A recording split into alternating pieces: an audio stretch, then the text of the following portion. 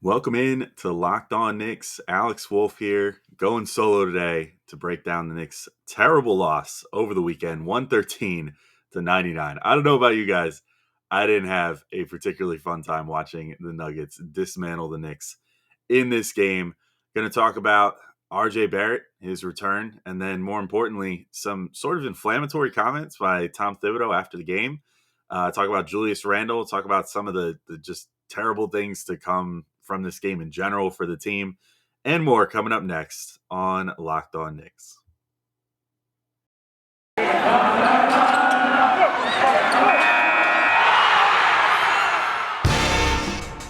You are Locked On Knicks, your daily New York Knicks podcast, part of the Locked On Podcast Network, your team every day.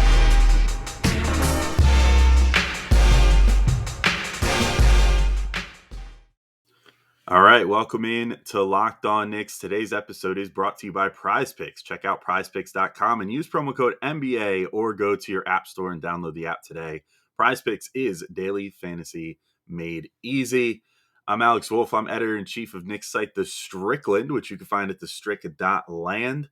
And I just want to thank you guys for making Locked On Knicks your first listen every day. You can find us on all your favorite podcast platforms, as well as now YouTube. And if you're listening to this in pod form and wouldn't mind just hopping onto the Locked On Knicks YouTube, drop us a subscribe, drop us a like, maybe even like seeing mine and Gavin's faces every day and you want to start switching over to video. But even if you don't, it helps us out a ton if you could just go and do that for us and just drop the little subscription there. But at any rate, as I said in the intro, the Knicks lose 113-99 to the Nuggets. Not a fun game by any stretch. It's kind of crazy to say, but having it only be a 14-point deficit by the end kind of undercuts just how terrible this game was. The Nuggets at one point led by 30. The Knicks were only saved by the fact that they had a 7-point advantage in the final quarter and managed to pull themselves together a little bit in the third quarter to make it so they only lost that quarter by 10 points. But basically it was like they had a bad first half and then had the most third quarter of doom of all time. And just, I think their biggest run that they gave up in the third was like a 22-3 run or something like that to start the quarter. It was just despicable. I mean, it's terrible to watch as a fan. It's getting really exhausting to see them come out and just give so little effort like this.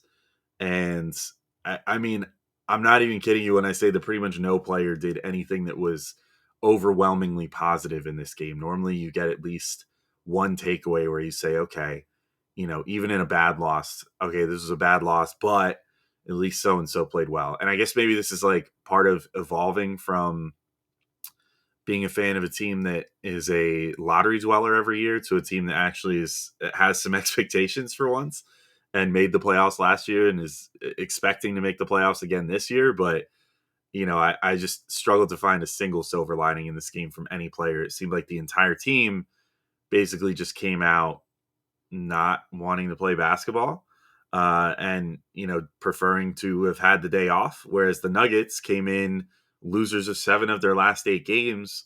And, they're short Jamal Murray.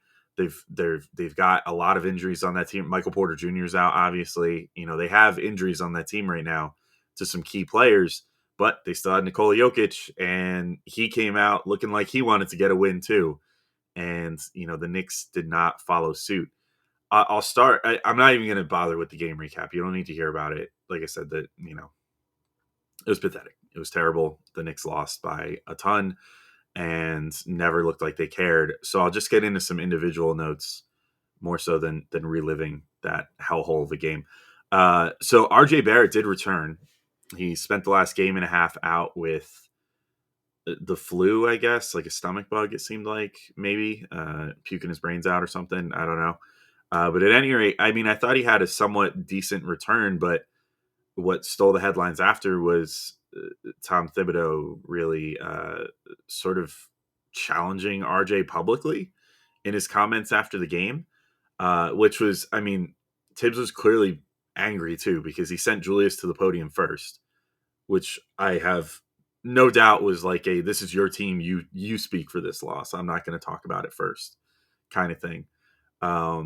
But then once he got to the podium, had some pretty incendiary comments about RJ. But RJ had 13 points, 5 of 13 shooting. He was, I think it was 1 of 7 from 3 though, which was ugly, and that is what spurred Tibbs's comments. So I'll just read them out here. This is I pulled this out of Mark Berman's story, so shouts to Berman for transcribing. But Tibbs said, it's similar to last year. I have a lot of confidence in RJ being able to work his way out of it. When you throw in he's been sick, and to me, you get rhythm when you work. Last year, he got going when he started coming in every night to shoot. So there's no notion that you work sometimes. You got to do it all the time. So get back in the gym, get back to grooving your shot, shoot a lot of threes, and you'll start making more. I don't know. I mean, I thought maybe it was a little unnecessary to take that shot there. But maybe Tibbs feels like this will be more productive for RJ, like to just kind of put that out there and challenge him publicly, which Tibbs has never really done before. He's kind of always sung RJ's praises. Like even a month or so ago when RJ was playing as well as he was at the beginning of the season, Tibbs had comments, saying how much he loved his work ethic, and that he never stops working and blah, blah, blah. And it's all paying off. Now the worm has turned a little bit. Now he's saying that RJ is not working enough, that he's not getting shots up late at night and everything. And I mean, honestly, not to turn into a referendum on the whole team, but I feel like last year we used to see all the time. I know Steve Popper of Newsday was always good about this. He would go up to, to go right. And it seemed like he would usually go up to the Skybridge area. So then he could see what was going on down on the court still, and would occasionally catch or actually I wouldn't say occasionally, like often catch quickly RJ, Obi, guys like that out on the court, well after games were over, out there getting shots up again on the MSG court, and we saw that really pay off down the stretch last year when the whole team was just, ridiculously hot from three. I think 3 or 4 shooters over 40% total for the season. Quickly came in really close at 39%. I mean, this team worked really, really hard last year, and it does seem like there's less of that going around this year. And where that starts or ends, I guess, is anybody's guess. Julius Randle got so much credit last year for the team working as hard as they did after that Players Tribune piece came out about how Kobe had inspired him and all this other stuff. And now I feel like we're just not seeing as much of that this year. So, but Tibbs felt the need to specifically call out RJ here. Of course, he was asked directly about RJ's shooting struggles, but it seems a little odd that he made that sort of comment, because it's not a very Tibbs thing to do. But the thing here, though, is, I mean, RJ's slump is really bad right now. I looked up the stats for the pod here, and he's shooting over his last 13 games 33.3% from the field, 25% from three, 67.5% from the free throw line. I mean, I think that he's almost getting to the point where we got to start worrying that this is as bad or worse of a stretch than his worst stretch last year. Like from games 2 through game 28 last year, he shot 41.1% overall, 25.8% from three, and 74.5% from the free throw line. So I think that actually sort of, if you look at that first number, the overall field goal percentage, I think that sort of underscores what the main concern is here, in that last year, at least when the three wasn't falling, he was still shooting over 40% overall.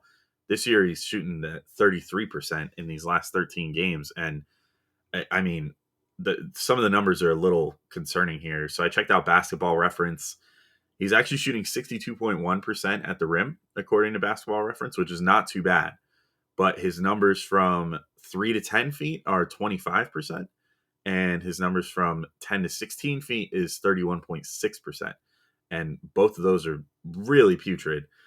He's also, according to Basketball Reference, shooting 49% on layups, which is also not great. I understand not all layups are made the same. So some of those are going to be contested, some of those aren't. But anecdotally, just from the eye test, I've seen RJ blow enough wide open or relatively wide open layups this year to say that his finishing around the rim has become a huge concern. And it was something that I was starting to think he was getting better at early in the year. And now he seems to have taken a massive step back, to the point where I almost feel like he's currently shooting.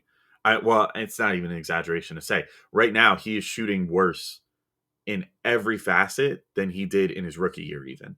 And I, it's I don't know how to explain it because it seemed like he was turning a corner, like he was getting so much better, and then everything seems to have just fallen off a cliff. And I was concerned for a little bit that there was too much like your turn, my turn going on with Julius Randle and Kemba Walker to where RJ wasn't getting as many good looks and wasn't being involved in the flow of the offense as much, that sort of thing.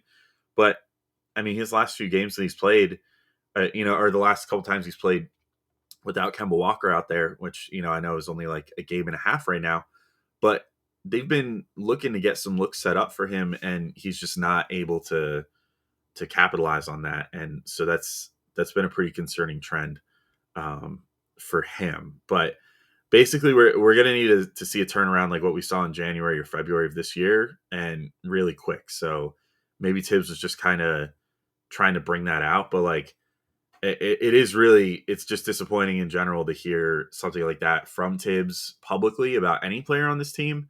Although he said things about the team as a whole that sort of reflect that lately, but this team's calling card of last year was hustle, work ethic, defense, and it seems like all that's kind of just gone out the window lately, which is not great as a fan to see the team that you thought was going to make their living on being hard workers again, just in general, kind of dropping the ball in that regard.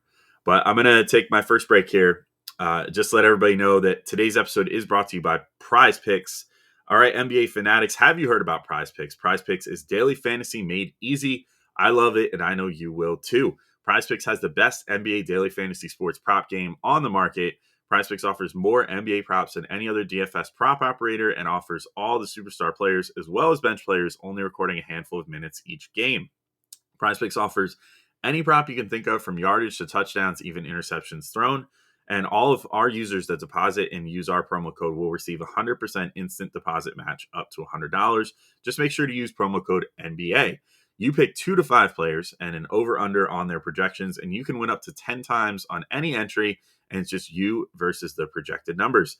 PrizePicks allows mixed sport entries. You could take the over on LeBron combined with the under on Mahomes in the same entry, and you can use the award-winning app on both the App Store and Google Play. Entries can be made in 60 seconds or less. It really is that easy. PrizePicks is safe and offers fast withdrawals. Don't hesitate. Head to prizepicks.com and use promo code NBA, or go to your app store and download the app today. PrizePicks is daily fantasy made easy.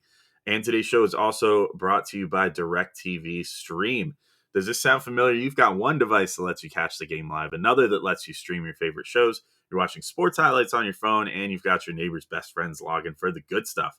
Well, I want to tell you about a simple way to get all that entertainment you love without the hassle, and a great way to finally get your TV together. It is called DirecTV Stream, and it brings your live TV and on-demand favorites together like never before, so you can watch your favorite sports, movies, and shows all in one place.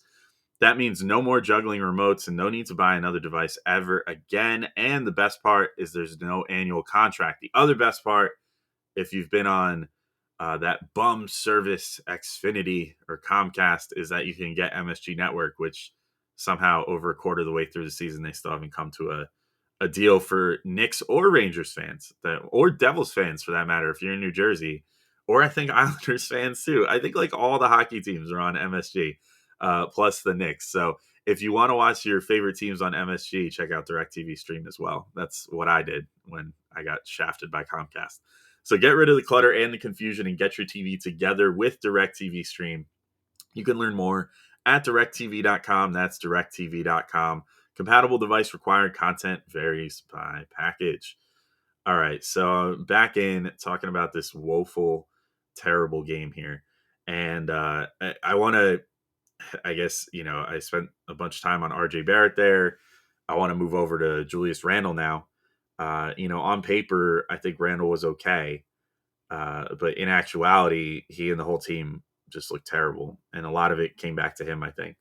He finished, again, on paper, 24 points, 7 rebounds, 8 assists, 9 of 18 shooting. You might think like, that he looked great or whatever, just based off looking at that. But he just was terrible. I mean, there's no other way to put it. Like defensively, hustle wise, he was super lazy. He wasn't getting up and down the floor.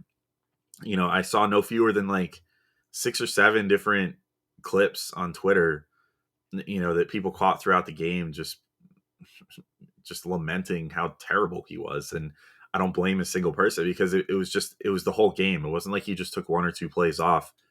Pretty much every sequence he was, if things didn't work out for him on offense, especially, he had no interest in getting back, playing transition defense. Even just in half court sets, he was being really lazy. I mean, there was one sequence that was shown where he basically just like camped on the perimeter, didn't move around at all on offense, and then when things didn't work out on offense, he jogged back on defense, and it eventually led to Zeke Naji, who crushed the Knicks in this game, by the way, has set a career high. Second-year player who's, I mean, I won't say he's a nobody. I think he's promising, but just yet another guy that went off for like by far his career high against the Knicks this year on their home floor. Kind of embarrassing to let that happen again. But, just sort of jogged his way back, eventually let up a Zeke Naji wide open three. Then another sequence that I saw, he overhelped to the inside and again left Naji completely open. And, it's just like, why are you helping to the inside on that play? If for no other reason than to just get away from the responsibility of guarding someone on the perimeter, because he didn't have to help the interior on that play, and instead left his guy wide open. And of course, the person that was driving baseline kicked it right out to Naji, who splashed another three. And there was another sequence too where he basically just let Jokic walk right by him, without putting up a contest at all, despite having positioning to at least make it so Jokic wouldn't get a wide open layup, and instead kind of just made the business decision and not try at all. It's just it's getting bad as far as Julius's body language and stuff in certain games. And the worst part is that it's not like he does this every single game. He by and large lately had been looking pretty good, but then all of a sudden one of these games just comes out of nowhere where he just looks like he doesn't care at all. And you just want to say to him, like, take him by the shoulders and shake him and be like, Julius, like, what are you doing? Why are you playing like this at this point? Because I don't understand it. I don't get what his rationale is as far as how his effort just comes and fits in spurts like this. It blows my mind. And he keeps talking the good talk about it. I mean, so Julius had a quote, just like Tibbs had some. Again, Tibbs presumably sent Julius out first, and was essentially like, I mean, I could only imagine the interaction. They probably were pretty tense with each other after a game like that. Although I don't know. I mean, most of the Knicks seem to just be completely fine with losing by like 20 points on certain nights. So I guess maybe there wasn't any tension between the two of them. But I mean, he sent Julius out there first to answer to the media, and Julius said, "We got to look ourselves in the mirror and decide what we want the season to be. I know what I want it to be. I know what the guys want it to be, but we have to commit to it." I'm kind of just getting tired of the words at this point. We're now over a quarter of the way into the season. And, as I said last show, and as I'm going to touch on again in a minute, like, this upcoming stretch for them is huge. They have I won't call it an easy schedule, but certainly a favorable schedule. They're only going to face 2 teams in their next 18 games that I would say are on paper and in actuality, based off what the Knicks have done at their best. They're only going to face 2 teams that are like head and shoulders better than them coming up in the next 18 games. And that's going to take them through the exact halfway point of the season, 41 games. That I think it's kind of time at this point for them to stop talking about like, oh, we're figuring out who we want to be. Like, one of the main selling points of this team this year was that there was very little roster turnover. Like, you add Kemba Walker, you add Evan Fournier. Okay, Kemba thing doesn't seem to be working. So of course they made that change. And, now that makes them even more similar to last year, in terms of roster construction. And these guys should know how to play with one another and should know each other's tendencies and everything else, and should be willing to play hard for one another. And yet they just seem to be in games like this backsliding. And I don't want to completely write off the progress that the team made in the games against Chicago and the Nets, because they played, I mean, those 2 teams are the top 2 teams in the East right now. and they played them both. Chicago wound up being a 2-possession game, but more or less they played those two teams within 1 possession, and some sketchy officiating and things like that. Maybe could have swung those games a different way, and maybe if they won those 2 games, then we'd be talking a little differently right now because they wouldn't be a game under 500. And this would just be like, oh, well, this is kind of a letdown game after a big win over Chicago or, the Nets or whatever. But it's not just that, that there's so many, the season has just been all what ifs at this point. It's been, well, if they had beaten Orlando those 2 times at home and not gotten embarrassed by them. And, if they had, won those other games against those lesser teams. Well, if Ricky Rubio hadn't gone off for, his career high and like hit 8 threes. Well, if Miles Turner hadn't done the same thing and hit 7 threes, if this other guy hadn't gone off for career high and blah, blah, blah, it's just at a certain point, these things start to add up. And, I've said like, I've made those same excuses and I've said those same things, but I'm starting to hit the point where I'm thinking like, okay, but this team needs to really take those losses to heart. And I don't think they are. I think they're just thinking that everything's just going to solve itself at a certain point. And, we keep hearing the quotes from like Randall and others being like, well, all we got to do is go on a run and then we'll be good. And it's like, you can't approach the season that way. Like, oh, we're just going to coast until we just go on another 9-game win streak like we did last year, because 9-game win streaks don't normally happen and they're not guaranteed at all. And I don't know why they think that this is just sort of like a given for them. So we'll see what happens, but I need to start seeing more out of Julius and more out of the whole team, but it's on him ultimately to be the leader for this team, and the inconsistent leadership needs to go away sooner than later, I think, if this team wants to actually go anywhere.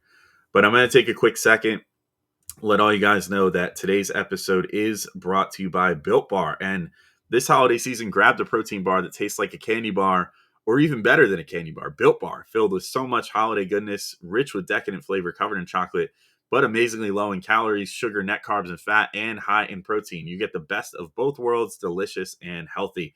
There's so many flavors, you'll have a hard time choosing. We have raspberry or mint brownie, cherry or double chocolate, cookies and cream, or peanut butter brownie. I'm rocking with cookies and cream there, even though peanut butter brownie is also delicious. Built Bar gives you that extra fuel you need to bust down those mall doors and battle all the holiday shoppers. Or if you're just standing in endless shopping lines, Built Bar can give you that extra something to keep you going. So throw one in your jacket pocket or purse. You never know when you're going to need it. Because it's the season of peace and love, don't bring up your favorite Built Bar flavor at family parties. People are so passionate about their favorite flavor, they'll fight for it and things could get out of hand. You friends with Santa? Well, tell Santa to throw a few Built Bars in those stockings. With so many flavors, they'd make anyone's Christmas morning a happy one. Want to cozy up with something warm? Here's a holiday secret. Dip your Built Bar into a piping hot cup of cocoa. Let it melt a little and give your beverage a bit of that Built Bar flavor. They're all coated in 100% chocolate, by the way, so it works pretty good. Plus, you'll have a nice melty Built Bar to go with it. Be sure to have a couple napkins on hand. Like some of those marshmallowy treats around the holidays, you need to get your hands on Built Bar Puffs. They're light, fluffy, and marshmallowy through and through. Different flavors all covered in chocolate. They taste so good, you won't believe they're filled with protein. I recently had the ruby chocolate one. Game changer. Very good stuff. So go to Built.com and use promo code LOCKED15 and you will get 15% off your order. Again, use promo code LOCKED15 for 15% off at Built.com. And today's show is also brought to you by BetOnline.ag. BetOnline has you covered all season with more props, odds, and lines than ever before as football season continues to march towards the playoffs. Not for the Jets or Giants, though, unfortunately. BetOnline remains your number one spot for all the sports action this season. Head to our new updated desktop or mobile website to sign up today and receive your 50% welcome bonus on your first deposit. Just use the promo code LOCKEDON to receive your bonus. From basketball, football, NHL, boxing, and UFC, right to your favorite Vegas casino games. Don't wait to take advantage of all the amazing offers available for the 2021 season. BetOnline is the fastest and easiest way to bet all your favorite sports. BetOnline, where the game starts. All right, I just got a few final points to get into here. I'm not going to drag this on too long, to be completely honest, because I did not enjoy this game. All right, so... here's where I crap on all the rest of the players. So neither Nerlens Noel nor Mitchell Robinson looked playable at all in this game. I say that is still one of the probably biggest Mitch supporters out there still. I really do think that he's going to put it together, but this game was not it. I was really looking forward to hopefully seeing him play Jokic well, and hopefully make him uncomfortable, sort of like he did with Joel Embiid earlier in the season. And instead, I mean, Jokic just annihilated the Knicks. I think he had 32 points in 26 minutes or something like that. Just, I mean, it wasn't even a contest. Um, and while I thought that, Mitch got sort of an unfair shake from some people for his performance against Chicago, because I think a lot of that was scheme related as to why like Vucevic was able to go off shooting as much as he did. And this one, I just thought he wasn't giving effort, and that's why Jokic was able to go off. And he had a few plays too where he got set up for decent looks inside, and he seemed gun shy about shooting it, or going up for a dunk or whatever. And I'm just kind of getting tired of this whole team constantly looking like they're afraid of trying to put the ball in the hoop, because that's literally the whole point. And the whole point of getting this team together was to try to make them better on offense than they used to be. And we've even seen a version of them that has looked better on offense earlier in the season, and it's all just kind of gone by the wayside now. And then Nerlens Noel, he's clearly still hurt. I mean, he's a guy that's completely reliant on stocks to be good. So he needs those steals, he needs those blocks, he needs those quick twitch plays to generate transition, that sort of thing for the Knicks. And I mean, his knee is clearly still bugging him, and he doesn't have lateral quickness right now. He doesn't seem like he wants to jump at all, which makes two of them, because Mitch also has been he's been pretty reluctant to jump too much as well. I guess trying to avoid too much impact on that foot, or maybe he's just still carrying too much weight and doesn't have as much lift right now. But whatever the case, like, both of them seem afraid to jump. With Noel, it's because his knee is wrapped in that giant brace, and he clearly is still being bugged by it. I don't understand why they don't just sit him down. The really frustrating part to me in this one was that you had Taj Gibson active, who the last game got thrown out on some total nonsense, double technical, who clearly probably wanted to get back on the floor and exert a little revenge here. And, instead you just have like Taj glued to the bench the whole game. So I don't know. I don't know why Tibbs didn't put Taj in when the other two were being really ineffective, but hopefully that's a break in case of emergency glass that he considers cracking going forward. So the other thing is just like there's something about these afternoon starts for the Knicks. I don't know why they can never play well on their home floor during a 1 p.m. start. Like they get gifted like one or two of these games per year on the MSG floor against a Western Conference team. And, the Western Conference team will be playing at like 9 or 10 a.m. their local time against the Knicks playing at noon or 1 o'clock or whatever. And the Knicks just like, they come out looking like the team that probably had to fly in from the West Coast the day before and is still jet lagged. I don't understand how the Knicks are never able to get up for these matinee starts at MSG. And it just blows my mind. Like, I don't know if it's, what everybody always talks about, oh, the players live up by the practice facility, so they've got to, get up earlier or whatever. But like, I don't really want to hear it. Like, you can get up at, 10 o'clock for a 1 p.m. start or whatever, and, throw your clothes on, get to the arena 2 hours beforehand at 11 and be totally fine to go for a 1 p.m. start. And I don't know. The Knicks always just look like they're completely lethargic and like, just dead on their feet during these afternoon games, and I don't understand it. I feel like they should be, of all the games, these should be the ones that they crush in. But like, I can still remember like burned into my brain last year, I believe it was last year, the Kings game where they just got totally embarrassed on their home floor. And, it's just like, what are you doing? These are West Coast teams. You should be taking advantage of the fact that they're probably sleepy, but whatever. Next, like Emmanuel Quickly and Alec Burks, I thought were basically non-factors again, which just really can't happen. This team is going to be so reliant on them now that you've decided to bench Kemba Walker, which is a decision that I fully stand behind. But like, you can't then have the other guys going, a combined three of, I think Quickly and Burks went to combine like 3 of 11 or something in this game, and were completely ineffective. You just can't have that. That can't be happening when you just bench the guy that was like your highest profile free agent pickup of the last X number of years. Um, Also, like Rose too, just wasn't really doing much either. I mean, he had on paper a pretty decent game, but I didn't find anything that he did on either end to be compelling. Like he wasn't trying to break down the defense as much. He wasn't trying to get guys moving, making as good a passes as he usually makes. It's just it seemed like everybody was kind of going through the motions. That brings me to the other thing, which is the biggest takeaway I took from this was that this team just needs to move more. Like on offense and defense, this is the case, but I'm going to zero in on the offense here. Like it was just so much your turn, my turn, ISOing, doing nothing. I mean, the Knicks had, I think, one or two 24-second violations. They had a ton of possessions where the clock ticked down to like 1 or 2 seconds and guys were still playing hot potato, trying to be like, oh crap, well, I didn't come up with anything. So here, you shoot it. It's just, I can't believe how many times we've seen that happen over the last number of games. And it seems almost like the Knicks have a rule, like, sometimes teams institute rules during practice or whatever of like, only X number of dribbles allowed. You just have to make passes before you find your shot, blah, blah, blah. It seems like this team has the opposite rules of that, where it's almost like, okay, only two people are allowed to move at a time. Everybody else has to stay completely statue still, like they're playing like a offensive game of red light, green light or something. And, by like Squid Game rules, or they'll all get shot in the head if they screw up or whatever.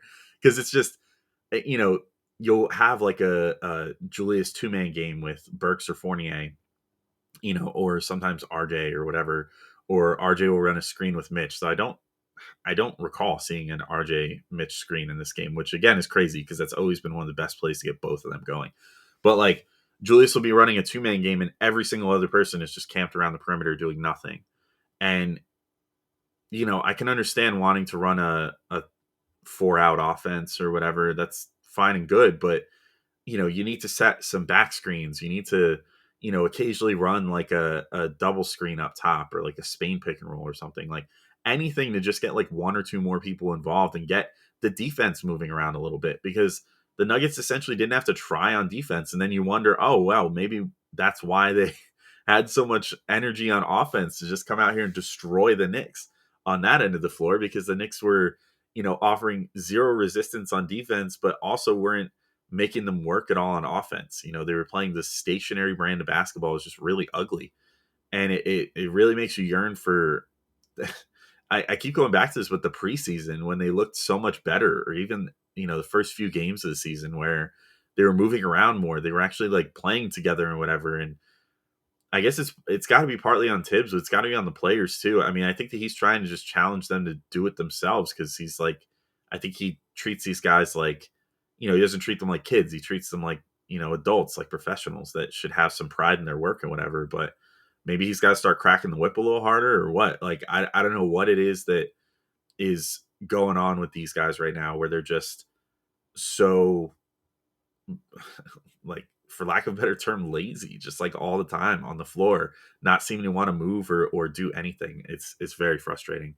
But I mentioned this briefly a minute ago, but the next 18 games are really going to be huge for the Knicks. It takes them to the exact halfway point of the season. They're not facing any teams that they're facing two teams, Golden State and Milwaukee, that I would say are like unequivocally better than them, period, done. But they're facing a bunch of teams that are basically in their same stratosphere of like roughly 500 teams, some kind of middling Western Conference teams, some middling Eastern Conference teams. The Knicks themselves are a middling team right now too, but they've shown the ability to be more if they figure it out. I think that this next stretch is basically going to define the season, because I think if they come out of the next 18 games at game 41 and they're still roughly where they are now, which is like, let's say they're maybe even a game above 500, I don't think the back half of the season is going to go too well for them, because they need to come out of this stretch strong, because their back half of the season is really hard. They have a really long West Coast road trip at one point. There is a stretch from like February through March, I think, where they face, I forget, I looked at it before the season, but like where they face like 8 or 9 contenders in a row. and teams that are still considered contenders now, not just teams we had preseason, pegged for contenders. And just in general, their back half of the season is going to have a lot of West Coast games, a lot of games against tough opponents from their conference or otherwise. It's not to be taken lightly. And as we've seen recently, unfortunately, the Knicks seem to be taking everything lightly. So hopefully they are able to get themselves in gear. But that's all I care to talk about here. I can't believe I've gone for this long, quite frankly.